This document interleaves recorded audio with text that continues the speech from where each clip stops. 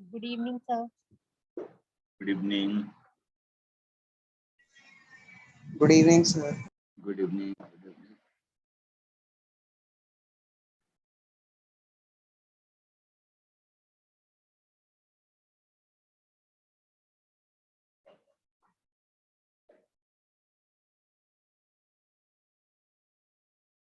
Good evening, sir. Good evening. Very good evening.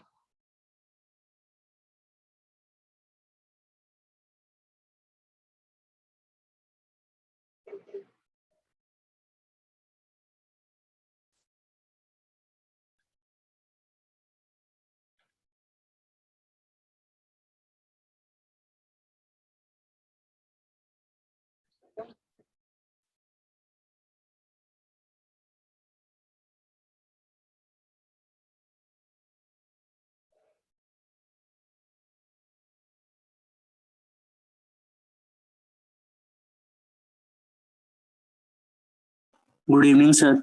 Good evening. Good evening.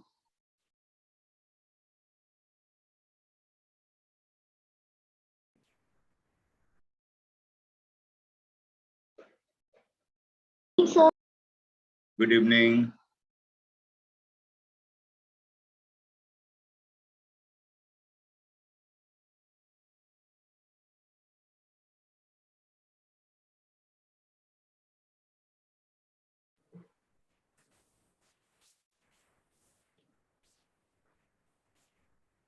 Sir आपने question नहीं बताए थे कौन से करने।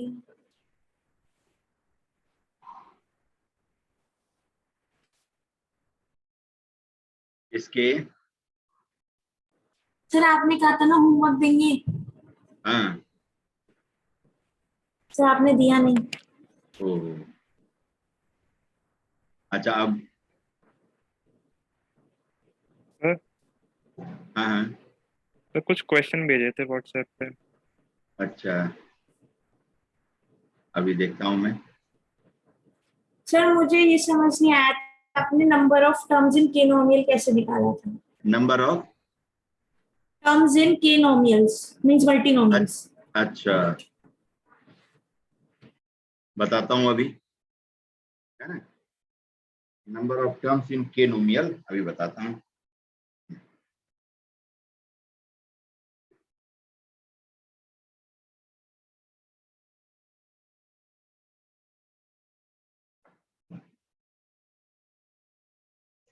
क्वेश्चंस आपने भेजे थे, फिर से एक बार फॉरवर्ड कर दीजिए। है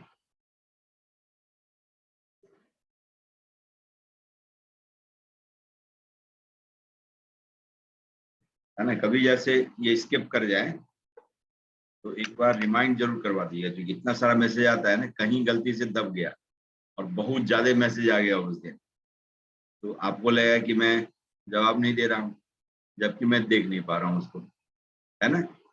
ऐसा भी हो सकता है, एक बार रिमाइंडर जरूर भेज देते हैं, ठीक है। फिर से एक बार फॉरवर्ड करिए तो।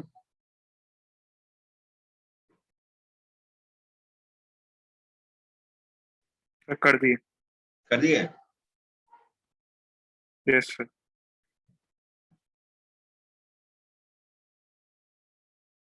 आया नहीं।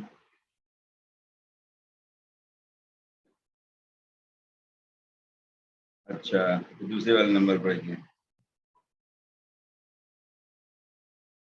ठीक है विप्रांश, इसमें मैंने नहीं देखा था, ये वाला इसमें था ना।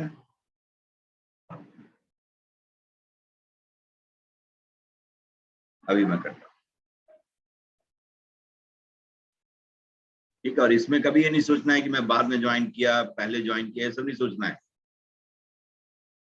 ठीक है। ये इसमें सीधा फॉर्मूले का यूज है, अभी जो भी बताया ये बाइनोमियल में सीधा फॉर्मूले का यूज है।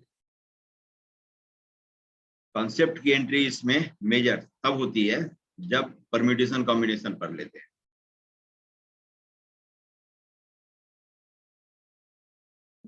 समझ गए, अभी सिर्फ फॉर्मूले का यूज सीधा है, इसलिए ये नहीं सोचना है कि ये कहाँ से आया, कैसे आया। जैसे अभी भूमिका का एक सवाल है, सवाल का मैं जवाब देता हूँ अभी, ठीक है। देखिए, एक है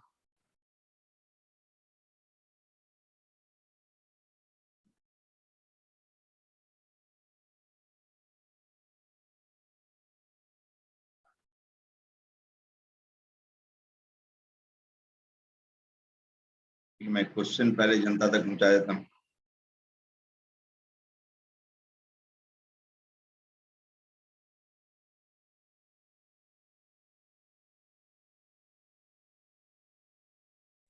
सर हाँ हाँ, सर वो 9 क्वेश्चन समझ में नहीं आया मुझे। 9th क्वेश्चन, अच्छा बता देता हूँ। Yes sir. अच्छा 9th क्वेश्चन उस दिन बताया था ना कि नहीं? सर कल नहीं बताया, मुझे नहीं पता, कल रह गया था वो। कल वो रह गया था। चलिए, लक्षिता का यस 9th सर। क्वेश्चन मैं बता करके फिर मैं, अच्छा 9th क्वेश्चन तो चलिए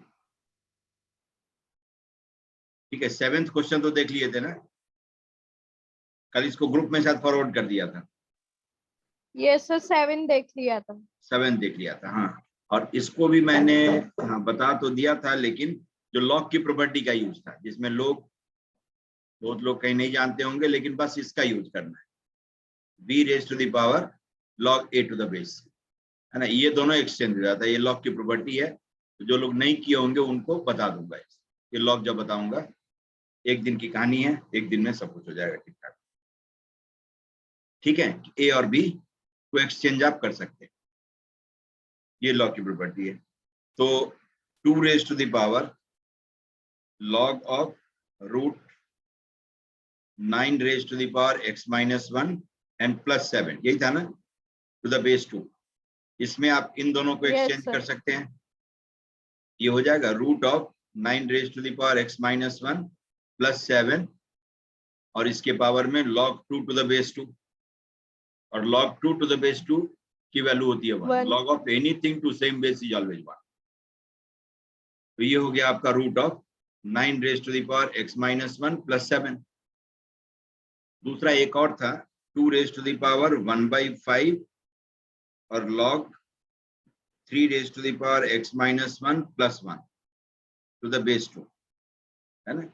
इसको आप लिख सकते हैं 2 raise to the power log 3 raise to the power x minus 1 plus 1 whole raise to the power 1/5 to the base 2।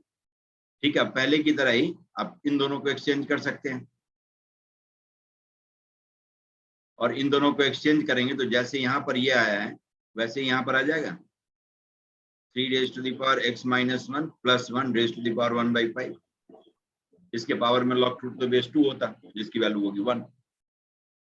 बस अब इन दोनों को आपको रख देना है, समझ गया। अब जो बाइनोमियल है आपका 9th क्वेश्चन, जो कल मैंने ग्रुप में फॉरवर्ड किया था, है ना, वो आ जाएगा। अब बाइनोमियल आपका आ जाएगा इस तरह का, root of 9 raise to the power x minus 1 plus 7 and plus 3 raise to the power x minus 1 plus 1 whole raise to the power 1/5, और पूरे के पावर में कितना है 7। ठीक है, अब कह रहा है the value of x for which the 6th term in the expansion of this is 84। ठीक है, अब इसका 6th टर्म जब आप लिखेंगे, इसका 6th टर्म लिखेंगे, 6th टर्म तो कितना होगा 7c5, क्योंकि 7c 0 से शुरुआत होगी, 7c0, 7c1, 7c2, 7c3, 7c4 और 7c5। तो 6th टर्म में 7c5 होगा।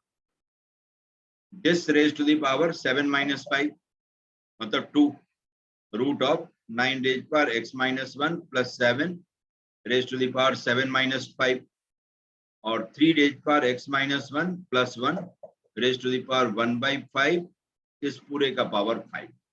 ये इसीलिए पूछा है कि आपका ये जो रेडिकल साइन है, फ्रैक्शनल पावर है, ये हट जाए। ये हो गया 7c5, जिसको कि आप 7c2 कह सकते हैं, NCR equal to NCN minus R। 9 raise पर x माइनस 1 प्लस 2, अब हो जाएगा कि नहीं होगा, प्लस 1, ये दिया हुआ है Yes, आपका sir. 84, ये गिवन है ना, 84 ही दिया हुआ है, इज 84। ठीक है, 6th term is given to be 84। तो इसका मतलब 7 × 6 और अपॉन 2, ठीक है, और इसको आप लिख लीजिए 9 रेज पर x माइनस 1 प्लस 2 है, तो 3 रेज पर x के टर्म में चेंज कर सकते हैं इसको। 3 रेज पर x का स्क्वायर +7 है। फिर 9x पावर +7 है। प्लस 7, ये 2 कहाँ से आ यस गया? सर। देख रहे हैं, इसे वायरस बनाएगा। हाँ, ये हो गया अपॉन 9 और प्लस 7, 3 रेज पर x upon 3 plus 1 equal to 84। अब ये काट पीट करिए इसको, है ना। 2 3 जा 6, 7 और 3 21 से 4, ये 4 हो गया। अब सॉल्व कर लीजिए 3 रेज पर x को y लेकर के या t लेकर के इसको सॉल्व कर सकते हैं, या जो वैल्यू दिया हुआ है उसी को डाल लीजिए, है ना। x 1 2 3 4 तो है नहीं है, 0 1 2 3 4 डाल दीजिए, जो भी सेटिस्फाई करता हो सॉल्यूशन है, नहीं करता नहीं है सॉल्यूशन। समझ गए? जैसे x इक्वल टू 1 रखेंगे यस आप, सर। है ना, x इक्वल टू 1 रख दें तो कितना आ जाएगा, 9 रेज पर x माइनस 1, तो 1 माइनस 1 0, 9 रेज पर 0 1, 7 प्लस 1 8, और 8 इंटू 2 16, नहीं चलेगा, 1 नहीं होगा सॉल्यूशन। 1 जिसमें भी हटा दीजिए उसको, समझ गए? 1 जिसमें है वो नहीं सॉल्यूशन होगा। 0 1 1 2 ये तो गया। अब आपका 4 और 3 ये 2 है, इसको टेस्ट कर लेना है।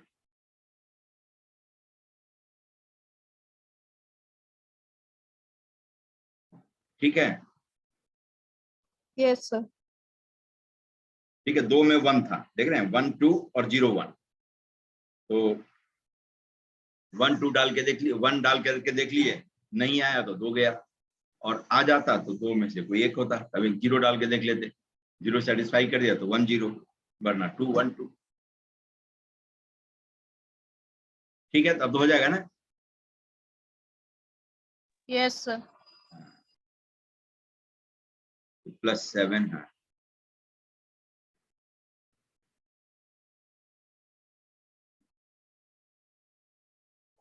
अच्छा, नीचे था, गलत हमने काम कर लिया ना। ये 2 रेज पर 1/5 तो नीचे था, वही तो मैं देख रहा हूँ कि आ नहीं रहा है एक भी। ये -1/5 होगा ना, डिनोमिनेटर में ये टर्म था, है ना। 1/2 रेज पर दिया हुआ है। क्वेश्चन जो आपका है, देखिए अभी गलत पकड़ा जाता है। ये जो आपका दिया हुआ है, रूट ऑफ 9 रेज पर x माइनस 1 प्लस 7 और प्लस 1 अपॉन ये है ना, 1/3 रेज पर x माइनस 1 प्लस 1 रेज पर 1/5, ये डिनोमिनेटर में था, whole raise to the power 7। ये तो ऊपर जाएगा ना, ये -1/5 हो जाएगा, वरना नहीं आ रहा है, कोई एक भी नहीं आ रहा है। -1/5 तो ये हो गया -1, ठीक है, -1 हो गया, ठीक है। अब दिस रेज पर -1, अब आ जाएगा कोई ना कोई, 9 रेज पर x माइनस 1 प्लस 7, नहीं तो 4 कैसे आता है इससे, अपॉन 3 रेज पर x minus 1 plus 1 equal to 4। ठीक है, तो अब देखिए x इक्वल टू 1 ही आ जाएगा, x इक्वल टू 1 इसमें आएगा, x इक्वल टू 1 रखेंगे, यस सर। 1 सेटिस्फाई कर रहा है ना, 1 अब सेटिस्फाई करता है। है। Yes sir. ठीक है, पावर -1 था, है ना, क्योंकि डिनोमिनेटर में फैक्टर था। ये आ गया x इक्वल टू 1 सेटिस्फाई करता है। अब x इक्वल टू 1 आ गया, अब 0 या 2 रख करके देख लीजिए, x इक्वल टू 2 रखिए। सर 2 करके 2 कर रहा है, 2 सेटिस्फाई कर रहा है। Yes sir. 9 plus 7 upon 3 plus 1, 16/4 is 4। ठीक है, ये भी सेटिस्फाई कर रहा है, तो 1 और 2 ये सॉल्यूशन है। ठीक है, चलिए, यस तो सर। ये भी हो गया। अब अनुश्री का भी आया हुआ है, पहले इसका विप्रांश का जरा देख लीजिए। ठीक है, 13, क्वेश्चन नंबर 13 है, जो ग्रुप में भेजा हुआ है। If 1/√4x plus 1, 1/√4x plus 1, और दिया हुआ है आपका कर्ली ब्रैकेट के अंदर है 1 plus root of 4x plus 1/2 raise to the power n, और माइनस ऑफ इसी का कॉन्जुगेट सर्ड है 1 minus root of 4x plus 1 और upon 2 raise to the power n। ठीक, अब इसमें क्या कहता है आपको, is a0 plus a1x plus इतना x रेज पर 5, then find the possible values. ठीक है, find the possible values of n। ठीक है, मतलब 5 तक आना चाहिए, a5 x रेज पर 5 तक। समझ गए? अब सबसे पहले देखिए, सबसे पहले इन दोनों का जब एक्सपेंशन आप लिखेंगे तो रूट 4x प्लस 1 का ऑड पावर वाला टर्म जो कैंसिल हो जाएगा, क्योंकि एक में a plus b raise to the power n है, तो दूसरे में a minus b raise to the power n, 1/2 raise to the power n को बाहर कर दीजिए, इसका कोई काम नहीं है। 1 अपॉन रूट 4x प्लस 1 ये हो गया। तो अब जो आ जाएगा आपका 1 plus root 4x plus 1 raise to the power n minus of 1 minus root of 4x plus 1। अच्छा माइनस है ना, माइनस किया हुआ, तो इवन पावर वाला तब कैंसिल हो जाएगा, raise to the power n। ठीक, तो देखिए अब 1 प्लस, अब इसको इवेल्युएट कर लीजिए, 1 plus root 4x plus 1 raise to the power n, इसका एक्सपेंशन क्या लिखेंगे, nc0 plus nc1 root 4x plus 1 plus nc2 root 4x plus 1 का स्क्वायर, है ना, yes sir, nc3 root 4x plus 1 का क्यूब एंड सो ऑन, ये आ जाएगा। और 1 minus root 4x plus 1, 4x plus 1 raise to the power n, इसका expansion लिखते तो nc0 minus of nc1 root 4x plus 1, फिर plus nc2 root of 4x plus 1 का square minus nc3 root 4x plus 1 का cube आ जाएगा। अब दोनों को माइनस करना है, यस सर। ठीक है, दोनों को माइनस करना है, देखिए माइनस प्लस, ठीक है। तो ये जो आ जाएगा आपका, इसको मैं एक्सप्रेशन कह देता हूं। तो this minus this is our expression, expression is 2 times nc1 root 4x plus 1 nc3 root 4x plus 1 का क्यूब, फिर अगला क्या आएगा nc5 root 4x plus 1 raise to the power 5, नहीं, and so on. Yes sir, ठीक है, ये कुछ आ गया, और ये ऑड पावर वाला सब बच गया, इवन पावर वाला कैंसिल हो गया, है ना। तो अब इन सब में से रूट 4x प्लस 1 कॉमन आ जाएगा, कॉमन ले सकते हैं, तो 2 टाइम्स रूट 4x प्लस 1 ये कॉमन ले लीजिए, तो nc1 plus nc3 4x plus 1 nc5 4x plus 1 का स्क्वायर, ठीक है, एंड सो ऑन, ये बच गया। अब इसको यहां पर डालेंगे आप, ये फाइनली जो आ जाएगा आपका 1 upon 2 raise to the power n minus 1, एक कैंसिल हो जाएगा 2, रूट 4x प्लस 1 गया, और nc1 nc3 4x plus 1 nc5 4x plus 1 कितना स्क्वायर, और हमें कहां तक चाहिए, हमें कहां तक चाहिए, पहले में देखिए x रेज पर कितना है 5, है ना, x रेज पर 5 तक चाहिए, तो रूट 4x प्लस 1 का कितना पावर रेज करेंगे 10, समझ गए, रूट 4x प्लस 1 का पावर 10 रेज होता तब जाकर के 5 होता, ठीक है, समझ गए। जैसे 4x प्लस 1 देखिए, रूट 4x प्लस 1 का स्क्वायर करेंगे तो रूट हटेगा, लेकिन इसमें क्यूब था तभी जाकर के रूट 4x प्लस 1 बाहर आया। तो लास्ट में जब आप 4x प्लस 1 रेज पर 5 लिखेंगे तो यहाँ पर होगा nc11 4x plus 1 raise to the power 5, समझ गए, क्योंकि 5 का डबल 10 और प्लस 1, एक जो बाहर हमने निकाला रूट 4x प्लस 1 उसके लिए, ठीक है। तो n की वैल्यू कितनी होनी चाहिए 11, n की वैल्यू 11 होगी तब जाकर के यहां तक आपका टर्म रहेगा, समझ गए, n की वैल्यू 11, ठीक है। n की वैल्यू 12 भी रहे तो भी चलेगा, 12 वाला होता तो कैंसिल हो जाता, है ना, n की वैल्यू 12 होगी तो देख सकते हैं इसमें जो इवन वाला है सब कैंसिल हो जाता है, नहीं, इवन वाला सब कैंसिल हो गया, ऑड वाला रह गया।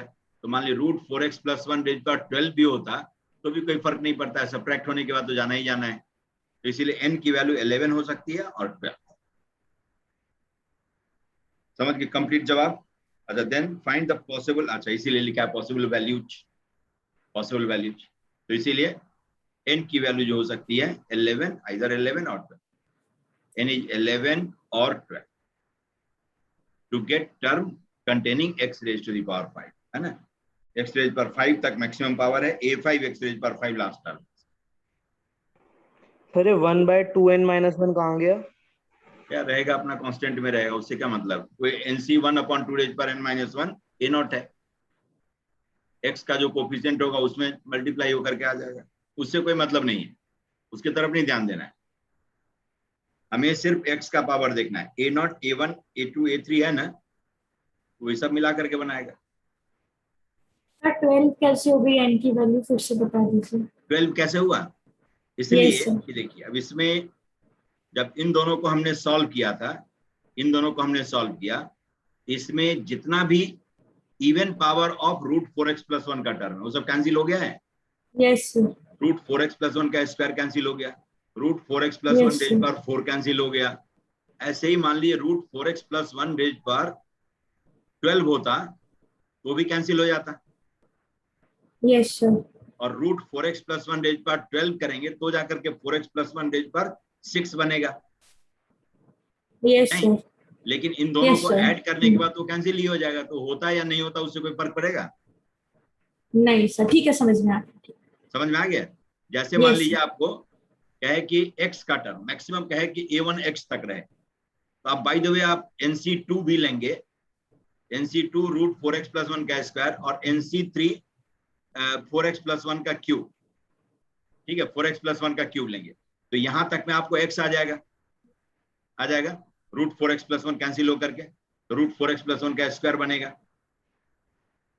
है ना। Yes, sir. By the way x तक ही होता था, x तक ही होता, यहां तक आप रखते हैं nc3 4x+1 आ गया, लेकिन nc4 वाला टर्म इसमें रहे भी तो भी सम करने के बाद आएगा, इसमें नहीं आएगा, कैंसिल हो जाएगा।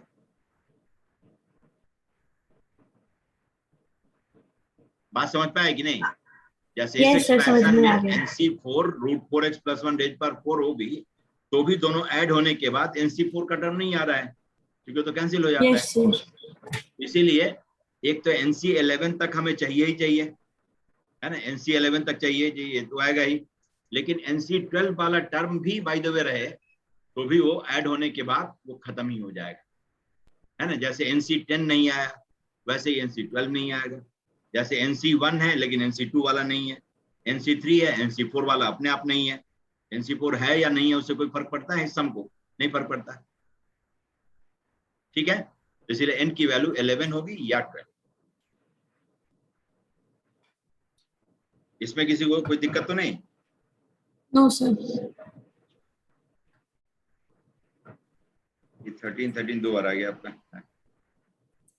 चलिए ये देखिए, ये मैंने आपके प्रैक्टिस के लिए छोड़ दिया था कि मिलेगा, आप करेंगे। ये 6 क्वेश्चन जो है, ये सबसे पहले जो बताया था फर्स्ट लाइन है, जो कोई भी समझ सकते हैं, बहुत ही बेसिक है, बहुत बेसिक है ना।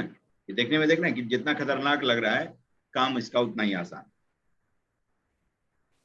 -1 raise to the power r NCR, और ये आपका 1/2 raise to the power r, है ना। 3/4 raise to the power r, मैं थोड़ा अरेंज करके लिख देता हूँ, 7/8 raise to the power r, ठीक है, 15/16 raise to the power r, and so on dot dot dot to m terms. ये लिखा हुआ है, r varies from 0 to n, ठीक है। बिल्कुल ये दिमाग से हटा देना है कि मैं पहली क्लास में हूं या आखिरी क्लास में हूं, सब कुछ नहीं सोचिए आप। अब देखिए कि कितना आराम से होता है। इसको मैं प्लस पर ब्रेक कर देता हूं, समेशन को हमेशा प्लस और माइनस पर ब्रेक किया जा सकता है, और ये -1 raise to the power r जब इसमें अंदर में मल्टीप्लाई होगा तो इसके साथ क्लब हो सकता है, इन सब का भी पावर तो आ रही है। तो पहला टर्म मैं लिखता हूं, देखिए NCR -1/2 raise to the power r, r varies from 0 to n, लिख सकते हैं। Yes, sir. Sir. ठीक है, किसी को कोई दिक्कत नहीं बता दीजिएगा, है ना। हाफ रेज पावर आर को मैंने -1 रेज पावर आर से मल्टीप्लाई कर दिया, minus half raise power R हो गया, दोनों क्लब हो गया, A raise power R into B raise power R, each A B raise to the power R होता है, प्लस सिग्मा, देखिए कितना फॉर्मूला पर बेस्ड है, स्ट्रेट फॉरवर्ड, और ये पूछा हुआ क्वेश्चन है, -3/4 raise to the power r, r varies from 0 to n, ठीक है, और इसे एडवांस में पूछा हुआ क्वेश्चन है, ये नहीं कि मेन सेंस का, -7/8 raise power r, r varies from 0 to n, dot dot dot to m terms, हो गया। अब देखिए 1 + x raise to the power n, 1 + x raise power n, इसका एक्सपेंशन क्या लिखते थे, nc0 nc1x nc2x², ये लिखते हैं ना, plus ncn x raise to the power n, इसको सिग्मा के फॉर्म में लिखते, यही लिखते ncr x raise to the power r, और r varies from 0 to n,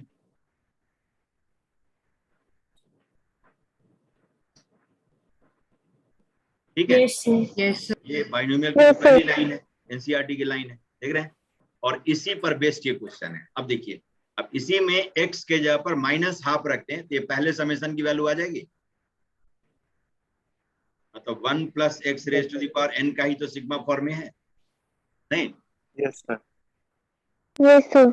है ये, देखिए अब किस लेवल का क्वेश्चन पूछता है, क्या पूछना चाहता है, वो इतना फंडामेंटल होता है कि आप सोच नहीं सकते हैं, तो इसलिए घबराहट बिल्कुल नहीं होनी चाहिए। हमें मालूम है कि क्या करना है, नहीं करना है, कैसे पढ़ाई करनी है, सब मालूम, कोई अफरा तफरी नहीं, एक चीज को समझ करके खूब अच्छे से भरेंगे, अपने आप सब ठीक हो जाएगा। देखिए x के जगह पर -½ रखिए, आ गया।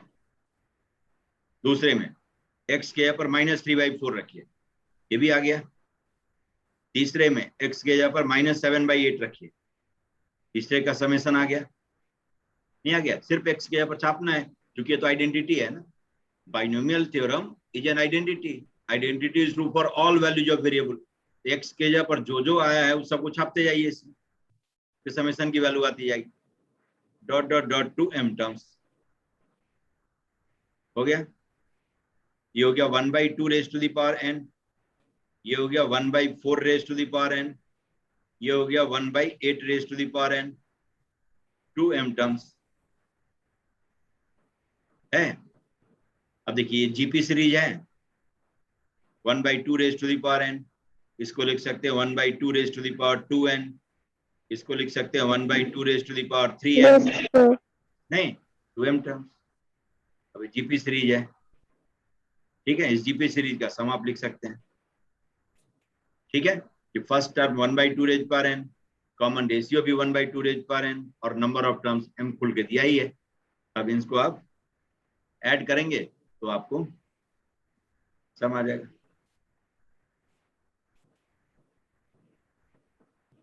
ठीक है।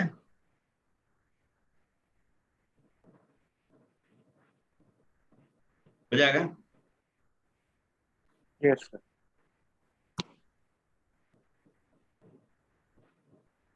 देख रहे हैं क्या क्वेश्चन सब होता है।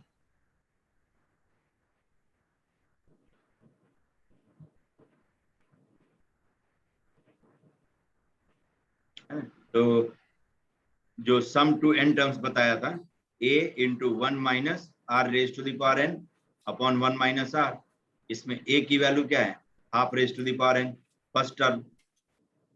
दूसरा होता है कॉमन रेशियो, ये भी उतना ही है, ½ raise to the power n, पहले में ½ रेज पावर n से मल्टीप्लाई करिए, दूसरा आ जाएगा, दूसरे में ½ रेज पावर n से करेंगे, तीसरा आ जाएगा, एंड सो ऑन।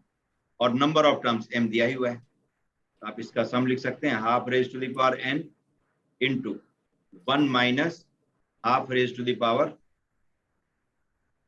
mn, नहीं, divided by 1 - ½ raise to the power n, हो गया, ठीक है। r raise to the power number of terms था, तो इसमें नंबर ऑफ टर्म्स m है, तो इस n के जगह पर नंबर ऑफ टर्म्स m लिखना है, खत्म, ठीक है। n will be replaced by, ये रिप्लेसमेंट आपको करना है इसमें, तो आ जाएगा, यही सम आ गया,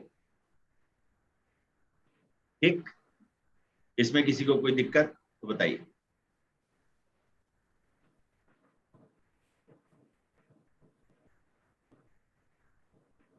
no sir. No sir. No sir. ठीक है, तो ये हो गया। नेक्स्ट देख रहे हैं, कोई इसमें प्री ऑक्युपाइड नहीं रखना है। और नेक्स्ट क्लास से मैं शुरू करवाता हूँ, कोऑर्डिनेट ज्योमेट्री शुरू करवाता हूँ, जो इंडिपेंडेंट है, सब लोग साथ साथ कर सकते हैं, और बहुत ही इंपॉर्टेंट है सबके साइंस के पॉइंट ऑफ व्यू, ये नहीं कि मैथमेटिक्स के पॉइंट ऑफ व्यू। मैथमेटिक्स में मैं तो संभाल ही लूंगा, लेकिन कोऑर्डिनेट ज्योमेट्री साइंस के पॉइंट ऑफ व्यू से बहुत ही इंपॉर्टेंट है। हर जगह ग्राफ की जरूरत होती है, कहीं भी लाइन ड्रॉ कर सकते हैं, है ना, करवा सकता है। तो वहां पर जब आपको सॉलिड नॉलेज रहेगा तो ही आप ढंग से तन के जवाब दे सकते हैं, नहीं तो क्या है कि जो कंप्रोमाइजिंग स्टेटमेंट होता है उसका हम यूज करते रहते हैं।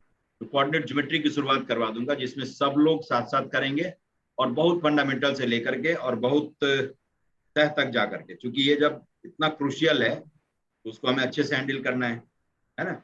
और ऑलमोस्ट 25 to 30% यही एडवांस का सिलेबस जो होता है, क्वेश्चन होता है, इससे होता है। सर बायनोमियल थ्योरम खत्म हो गया या अभी बचा हुआ है? नहीं, बाइनोमियल में मैं आऊंगा फिर से। मैंने क्या बताया कि परम्यूटेशन कॉम्बिनेशन पढ़ने के बाद बाइनोमियल में उतरेंगे, है ना, ठीक है तब सर। आप उसको समझेंगे। अभी फॉर्मूले का यूज करेंगे। जब आपने पूछा था ना, अभी मैं बताऊंगा जो कहाँ से आया, कैसे आया, टर्म्स का सम। ठीक है, अब देखिए अनुश्री का एक है, अनुश्री का क्वेश्चन भी आप लोगों के हवाले में करता हूं।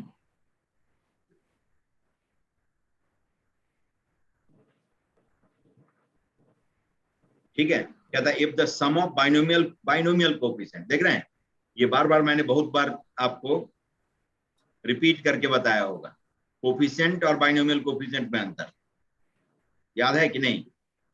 Yes sir. कहता है if the sum of binomial coefficients in the expansion of this is 2, 5, 6, मतलब किसका सम दिया हुआ है? NC0, NC1, NC2 से लेकर के Yes, sir. NCN तक, ये बाइनोमियल कोफिशिएंट है। और binomial coefficient along with these constants will make coefficient. समझ गया पूरी बात? तो इसका Yes, सम sir. दिया हुआ है आपको 2, 5, 6। ठीक है, तो बाइनोमियल कोफिशिएंट का सम कितना होता है? NC0 से लेकर NCN तक का सम 2 raised to the power n, 2 raised to the power n, यही होता है 2 raised to the power n equal to 256। अब 256 को 2 के पावर के फॉर्म में लिखिए, कितना आ जाएगा? 2 raised to the power 8, नहीं 16 into 6। Yes sir. यही है Yes, ना, sir. yes Yes, sir, sir. इस पर 8 आ गया, इसका n की वैल्यू कितनी आ गई? 8 आ गई। ठीक है, तो अब ये यहां से आपको n निकालना था। अब यही कहता कोफिशिएंट का सम, तो कोफिशिएंट का सम ये बाइनोमियल कोफिशिएंट का सम है, समझ गए? ये बाइनोमियल सर कोफिशिएंट। यहाँ पर हमने x की वैल्यू 1 रखकर क्यों नहीं किया? हाँ, वही मैं बता रहा हूँ, वो भी करेंगे। कब करेंगे? जब आपको कहेगा सम तब ऑफ, सर सम पूछा जाएगा। सम ऑफ क्या कहेगा? कोएफिशिएंट्स। हाँ, Sum कोई of भी the- ऑब्जेक्ट यही तो कई बार, कितने बार रिपीट करके बताया। सम ऑफ कोफिशिएंट्स कहता है तो x के जगह पर 1 रख देंगे, 3 raised to the power n होगा, समझ गए? x के जगह पर 1 रख करके सम ऑफ कोफिशिएंट्स निकालें। वेरिएबल जितना भी होगा, x है, y है, z है, सबके जगह पर 1 डाल दीजिए, कोफिशिएंट का सम आ जाए। दोनों में अंतर समझ गए? Yes sir. हो गया। अब तो टर्म इंडिपेंडेंट ऑफ x आ ही जाएगा, नहीं सर आएगा? अब तो कर लेंगे। हाँ सर अब हो जाएगा।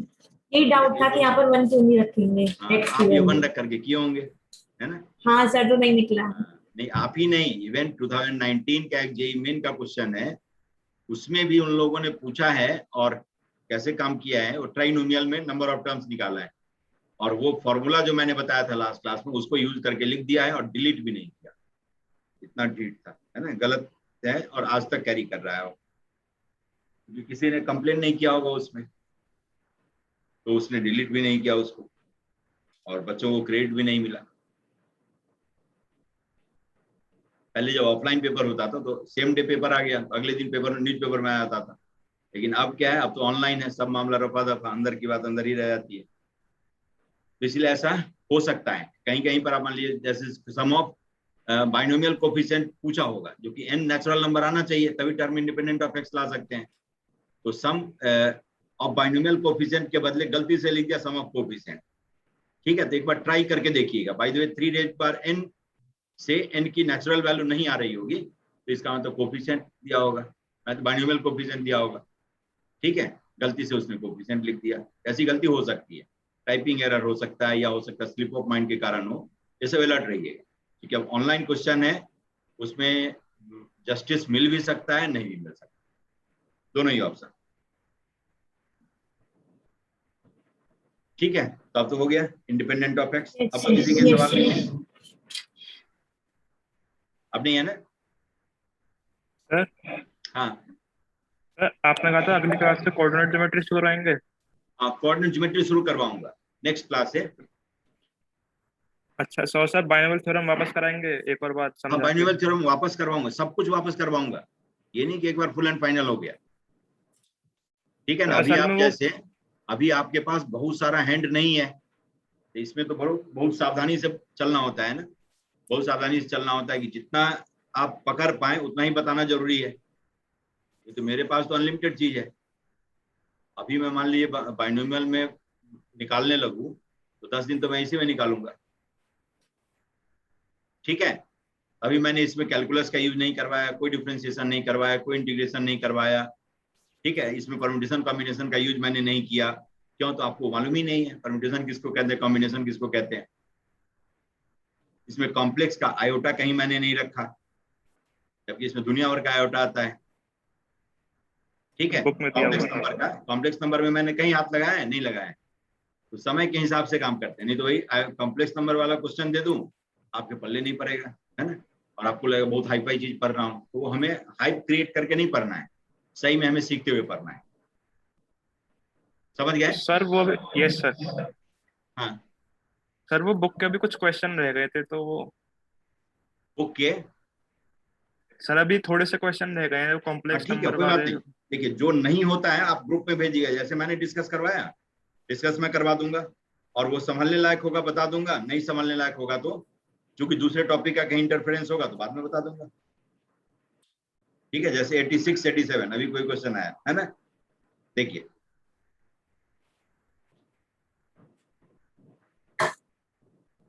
86 और 87 लक्षिता के सवाल। देखिए, कहता है if x is positive, question में भेज देता हूं आपको ग्रुप में।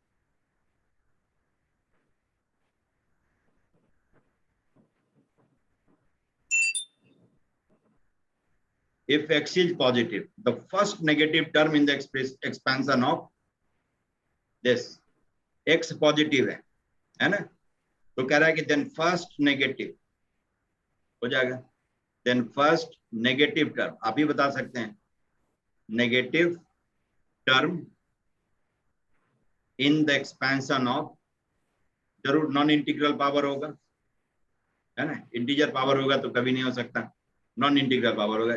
Term in the expansion of कितना दिया हुआ है 1 प्लस, हाँ है तो 1 plus x raise to the power 27/5, है ना।